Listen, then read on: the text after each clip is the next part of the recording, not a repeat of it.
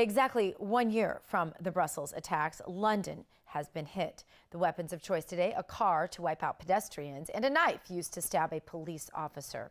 The attacker ran people down on Westminster Bridge, then jumped out of the vehicle and stabbed a police officer before being shot and killed by police. 3 others died, including the police officer. 20 others were injured. Joining us now for more about this attack, legal analyst and terror expert for the Clarion Project.org, Jennifer Breedon. Jennifer, good to have you. It's good to be on, Dr. Gina. Jennifer, what do we know about this attack and this attacker so far? Well, we know, and this is from Scotland Yard themselves in the UK, this is Islamist-inspired terrorism, and that's a direct quote. So they know that's what it is. They've said that the person, they know who the attacker is. They haven't released his name or his identity yet, but they have said that he is Asian, which is a fancy way or a politically correct way of saying he's probably Pakistani or from South Asia, which it technically is.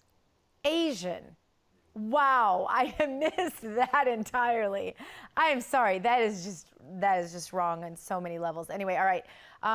London's Muslim mayor, as you know, has previously said that terror attacks are part and parcel of living in a big city. This is the same man, Jennifer, who said that moderate Muslims were Uncle Toms.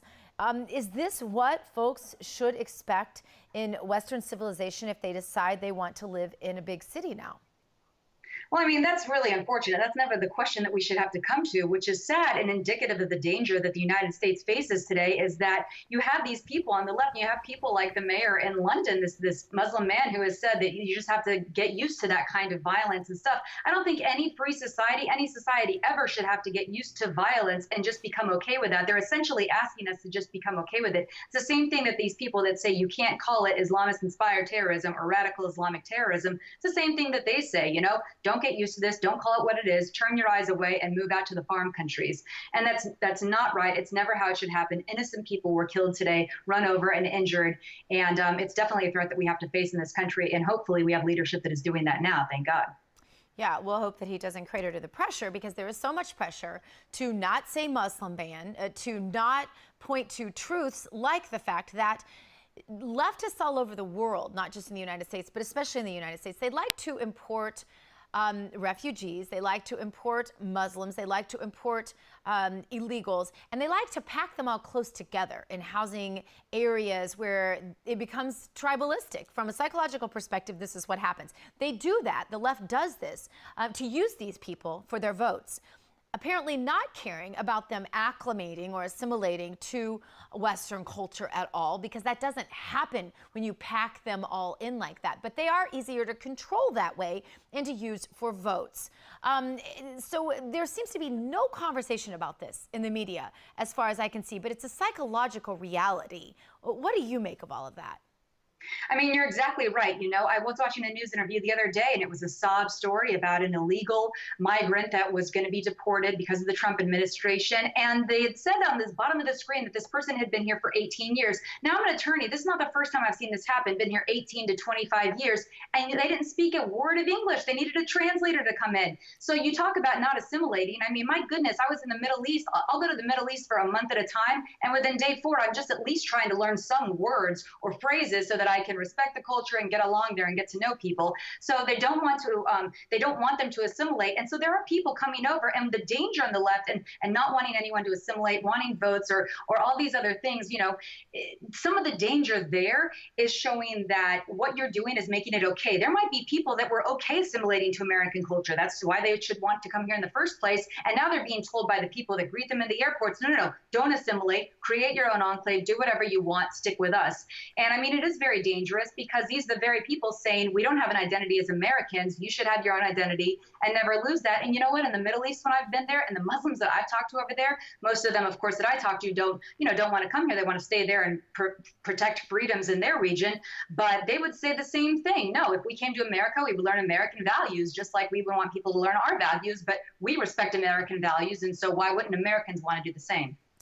I've heard a lot of former Muslims interviewed that have said that their opinion is, and I'm certainly not an expert on this, but you are, that the Islamic religion is not conducive to Western culture. What is your take on that?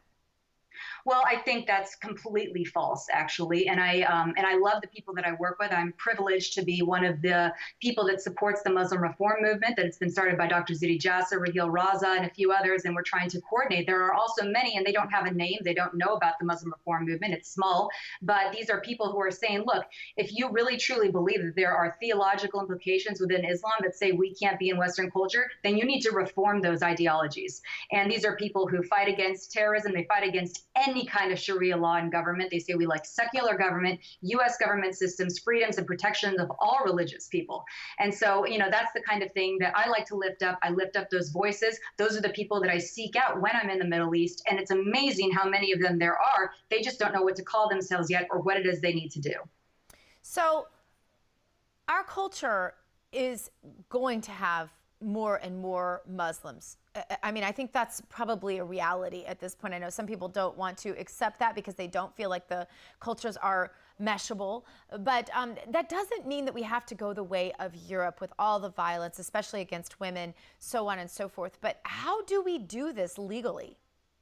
Well, and there's so many ways that we can do this legally, because one of them, so you're looking at a few steps here. One, supporting the Muslim reform movement. Support the Muslims that not only have been living in America for years, are from America, are adhering to those values. Support them. We're coming up with a statement, and we want them to really, we want to highlight their voices. And so do that. Support them. Reach out. Another way is that, as you said, if the population is growing, then we can't shrink away from them. We can't discount and say all Muslims are wrong. I think that's a wrong stance to take, to say you can't trust Muslims for this, and this reason. So instead of that, reach out to the Muslims that we do trust. Reach out to people like myself and others at the Clarion Project who are experts who have studied these ideologies and learn about it, and then reach out to them. Don't let the other people on the other side say, look, you don't have to assimilate, trust us. No, we need to reach out. We need to make friends. We need to dialogue and have conversation, because that is when we get them on our side and saying, and our side really, I mean, it's not our side, it's the side of freedom. It's the side of democracy, American, and equal values for all. So it really is about those fundamental American values and sharing those that matters in the long run. Thank you for being with us again, Jennifer from the Clarion Project. Check it out. Up next.